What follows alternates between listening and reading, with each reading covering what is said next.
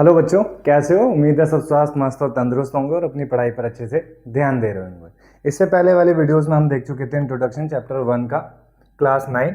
आज हम देखेंगे चैप्टर 1 की एक्सरसाइज 1.1 में कैसे कैसे क्वेश्चन है और कैसे कैसे उनका सॉल्यूशन होगा।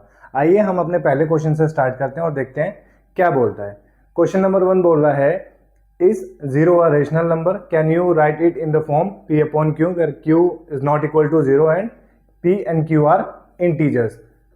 तो हमको ये देखना है क्या जीरो, कमेंट क्या करना है, क्या जीरो एक रेशनल नंबर है? और अगर जीरो एक रेशनल नंबर है तो rational number P upon Q की फॉर्म में लिखे जाते हैं। अगर हम उसको पी अपन क्यू की फॉर्म में लिखे जाते हैं तो कुछ एग्जांपल से हमको बताओ कि हम उसको कैसे पी अपन क्यू की फॉर्म में लिख सकते हैं। तो आइए हम अपना सॉल्यूशन देखते हैं। तो सबसे पहले कमेंट करते हैं, पहले एग्जांपल से देख लेते हैं। अगर हम 0/1 लिखें, ठीक है, p अपॉन q, यहाँ पे कमेंट में हमको क्या बोला गया है, केवल q के बारे में बोला गया है कि q 0 नहीं हो सकता, जो कि हमने अपनी इंट्रोडक्शन पार्ट में भी देखा था। लेकिन p के बारे में कोई कमेंट नहीं किया गया है कि p हम 0 ले सकते हैं या नहीं ले सकते। तो p के बारे में हम कोई कमेंट नहीं किया, तो p को 0 ले सकते हैं, केवल q नीचे 0 नहीं हो सकता, ठीक है। तो हम ऐसे बहुत सारे एग्जाम्पल ले सकते हैं, जैसे 0/2, 0/5, 0/11। तो ये सारे के सारे इनका आंसर कितना आएगा? 0। हम 0 को किसी भी नंबर से डिवाइड करें तो हमारा आंसर कितना आएगा? 0। और ये सारे हमको क्या मिल रहे हैं? अगर p अपॉन q की फॉर्म में लिख रहे हैं तो ये सारे के सारे हमको रेशनल नंबर मिल रहे हैं। क्या मिल रहे हैं? Rational number. तो पहला कमेंट क्या, पहला जो क्वेश्चन था वो क्या था? Is 0 rational number? Yes, 0 is a rational number. क्या हम इसको p बाई क्यू की फॉर्म में लिख सकते हैं? तो 0 के नीचे हम कोई भी इंटीजर लिख दें, 0 के नीचे कोई भी इंटीजर लिख दें तो हमारा क्या आएगा? रेशनल नंबर आएगा, क्योंकि 0 में हमें एक ही नंबर मिलने वाला है, 0। ठीक है, उम्मीद करते हैं कि आपको ये अच्छे से समझ में आया होगा और ऐसे क्वेश्चन आप इजीली आंसर कर पाएंगे। आइए अपने अगले क्वेश्चन पे बढ़ते हैं और देखते हैं अगले क्वेश्चन क्या कहता है। Find 6 rational numbers between 3 and 4। हमको 2 नंबर दिए गए हैं ना, उसके बीच में कितने रेशनल नंबर को फाइंड आउट करने हैं? 6 रेशनल नंबर फाइंड आउट करने हैं। ठीक है, आइए सॉल्यूशन देखते हैं अपना कैसे होता है इसका। सबसे पहले एक चीज हमको जाननी जरूरी है, क्या? There are infinitely many rational numbers between 2 numbers. ठीक है, ये एक मोस्ट इंपॉर्टेंट बात है जो हमको ध्यान रखनी है। 2 नंबर्स के बीच में इनफाइनाइटली मैनी रेशनल नंबर्स हो सकते हैं और हमको उसमें कितने रेशनल नंबर फाइंड आउट करने हैं? 6 रेशनल नंबर। तो हमारे जो आंसर आने वाले हैं वो बुक के आंसर से मैच भी कर सकते हैं और नहीं भी कर सकते हैं। तो इस बात में आपको बिल्कुल टेंशन लेने की जरूरत नहीं है कि हमने जो आंसर निकाले और बुक के जो आंसर निकाले वो मैच नहीं हो रहे, क्योंकि यहाँ पर कितने नंबर है? Infinitely many. हमने जो चूज करे हैं वो अलग हो सकते हैं और बुक्स ने जो चूज करे हैं वो अलग हो सकते हैं। तो आइए देखते हैं कि इसका तरीका क्या हो सकता है। यहाँ 6 रेशनल नंबर्स निकालने हैं, ठीक है। कितने?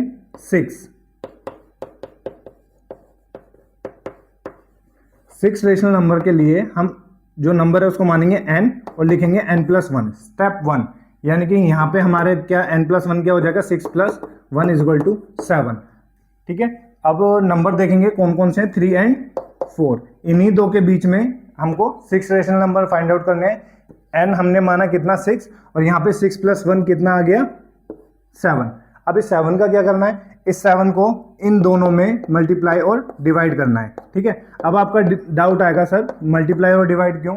किसी भी नंबर में मल्टीप्लाई करते टाइम हमको ये ध्यान रखना पड़ेगा कि वो नंबर चेंज ना हो जाए। ठीक है, अब देखो अगर 7/7 की बात करूं तो ये 1 ही है, और 1 की मैं किसी भी नंबर में मल्टीप्लाई करता हूं तो वो नंबर कभी चेंज नहीं होता। सेम हमने 4 के साथ किया और वही हमने 3 के साथ किया है। तो हमारे जो नंबर निकलेंगे वो 3 और 4 के बीच में ही निकलेंगे। ठीक है, आइए इसको आगे करते हैं।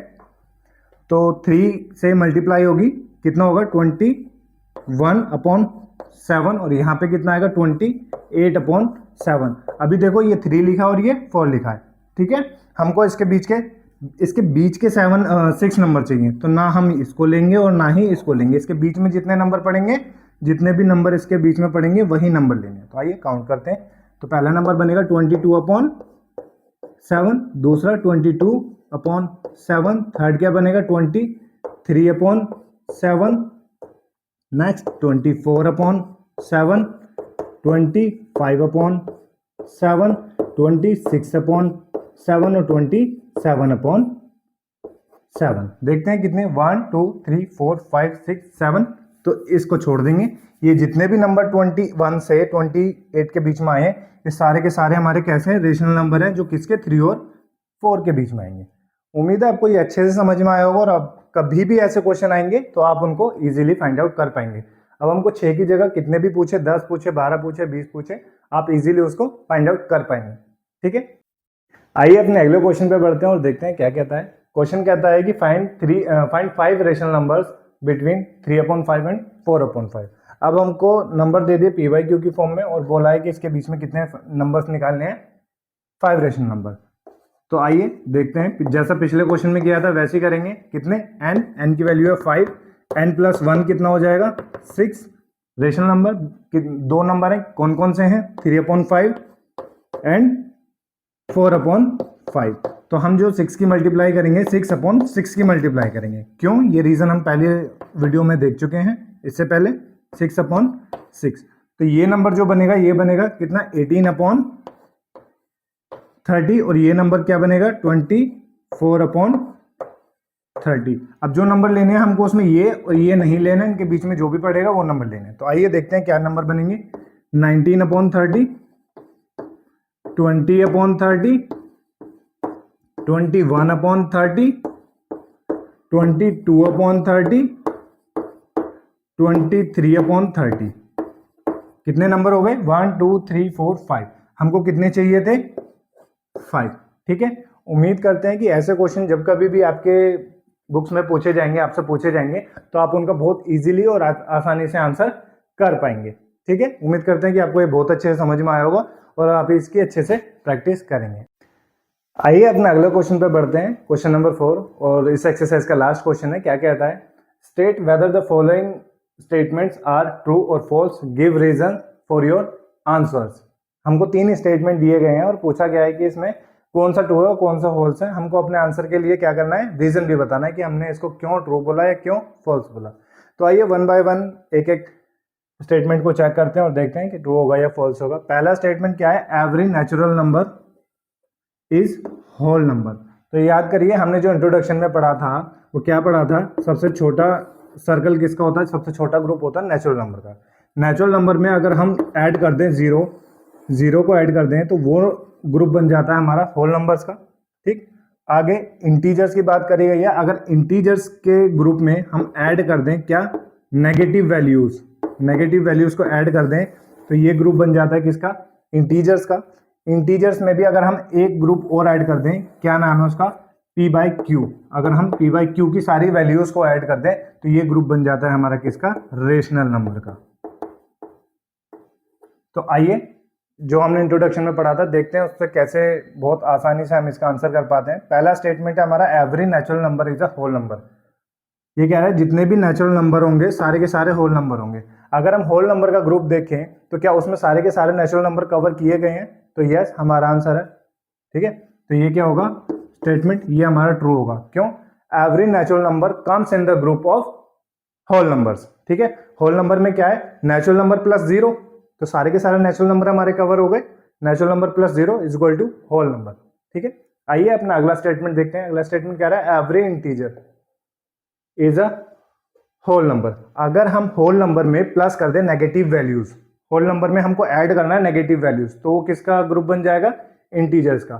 ठीक है, क्यू से रिप्रेजेंट करते हैं, इंटीजर्स का ग्रुप बन जाएगा। अब ये कह रहा है every integer is a whole number, ये सारे के सारे होल नंबर थोड़ा ना होंगे, इंटीजर्स के ग्रुप में सारे के सारे होल नंबर्स आ जाएंगे।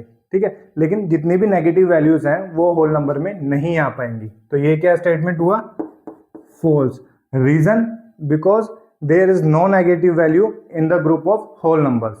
इंटीजर्स में तो पॉजिटिव और नेगेटिव दोनों आते हैं, लेकिन होल नंबर में 0 से स्टार्ट होते हैं और प्लस इनफाइनाइट तक जाते हैं।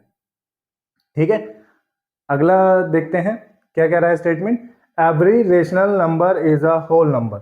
तो रेशनल नंबर ये रहे, ठीक है, ये कह रहे हैं जितने भी रेशनल नंबर है सारे के सारे होल नंबर है। गलत स्टेटमेंट, कैसा है ये? फॉल्स।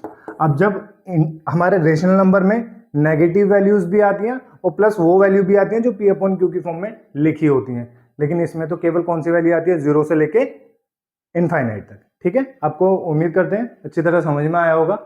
ठीक, और रीजन के साथ, इसमें क्या रीजन था?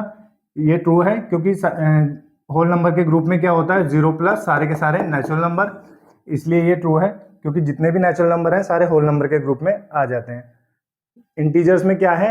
नेगेटिव वैल्यूज, नेगेटिव वैल्यूज को इंट्रोड्यूस नहीं किया गया है, तो इसलिए क्या होगा? सारे के सारे होल नंबर इंटीजर्स नहीं होंगे। अब रेशनल नंबर की बात करें तो रेशनल नंबर होल नंबर क्यों नहीं होंगे? क्योंकि एक तो पी अपॉन क्यू वाले भी रेशनल होते हैं, ठीक है, और नेगेटिव भी होते हैं, ये दोनों ही वैल्यूज में इंक्लूड नहीं है, इसलिए ये क्या है? हमारा स्टेटमेंट फॉल्स है। तो हमने सारे ऑप्शन देख लिए और उनके रीजन भी देख लिए कि वो क्यों ट्रू होंगे और क्यों फॉल्स होंगे। उम्मीद करते हैं कि आपके समझ में आया होगा अच्छी तरीके से। आगे से कभी भी कोई स्टेटमेंट वाले क्वेश्चन आएंगे तो आप इससे अच्छी तरीके से उसको रिलेट कर पाएंगे और आंसर भी कर पाएंगे। ठीक है।